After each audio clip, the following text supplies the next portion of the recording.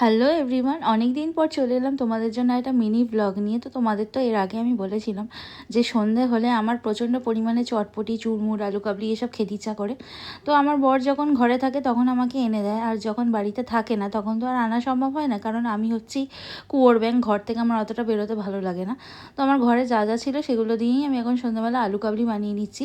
তো এর মধ্যে সব কিছুই দিয়েছি, আমার ঘরে যা যা ছিল সেটা হচ্ছে শসা, টমেটো, পেঁয়াজ, ধনেপাতা, কাঁচা লঙ্কা আর পাতিলেবুর রসও দিয়ে দিচ্ছি। আর ছোলা মটরটা ছিল না বলে দেওয়া হয়নি, তেঁতুল ছিল, বাট আমার বর কোন কোনায় রেখে দিয়েছে খুঁজে পাইনি, আর তেঁতুলটাও ভেজানো হয়নি। তো আমি লেবু দিয়েই কাজ চালিয়ে নিচ্ছি।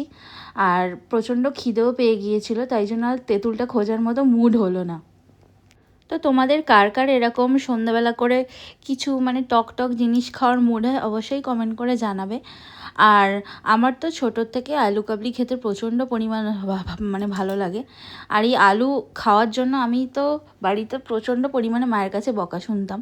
মা বলতো এত আলু খাস না, এত আলু খাস না। আমি সত্যি আলু খেতে প্রচণ্ড ভালোবাসি।